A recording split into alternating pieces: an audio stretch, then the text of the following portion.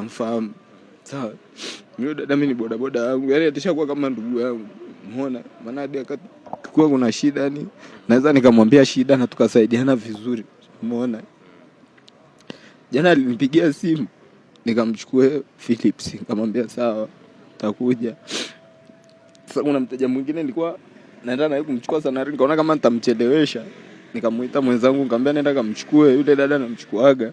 Akaniambia sawa, kaenda akamchukua, tukakutana wote. Mimi niko Sanari, wao wametokea Philips, tukakutana pale Sanari, tukaja wote vizuri kabisa huko na dada mpaka hapo mianzini. Wao wakasimama, mimi nikaendelea kumleta mteja mwingine. Nimemleta huyo mwingine, kafika kabisa mpaka nyumbani vizuri. Huyo akanipigia simu akaniambia nimeshamwacha. Nikamwambia haya sawa. Nikamwambia njoo uchukue hela, maana mimi dada ananilipaga kwa mwezi. So kila siku nikamwambia njoo uchukue hela. Akaja mwenzangu nikampa hela yake. Basi kila mmoja akaendelea na mambo yake. Sasa leo asubuhi nimeamka saa 3 ndo muda wake wa kwenda kazini. Hajanipigia simu. Wenzake wakanipigia simu. Kimbia mpaka hapa hivi pale kumwangalia. Nikagonga mlango. Mlango hujafanyaje? Haufunguliwi. Na mteja akanipigia simu nikiwa hapo mlangoni. Nikasema ngoja kwanza niende, nikaondoka nikamfuata mteja nikamshusha town. Nimemshusha town nikapandisha hivi juu sasa ili nirudi hapa. Mwenzake akaniambiaje?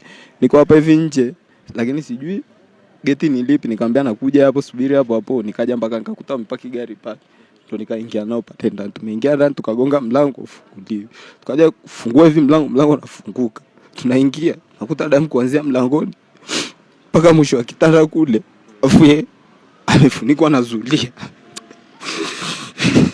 Yaani lazima anipigie simu nije nimchukue. Nisipokuja kumchukua akiwa kazini mimi naweza nikampigia akaniambia nimeshakuja, nilikuja labda nimekuja kuchukuliwa na rafiki yangu leo kazini, anakuja kumchukua saa nyingine na gari. Umeona? Sasa leo mimi nikajua amekuja kuchukuliwa na gari, umeona? Lakini kule hivyo akanipigia simu akaniambiaje? Hayupo ofisini.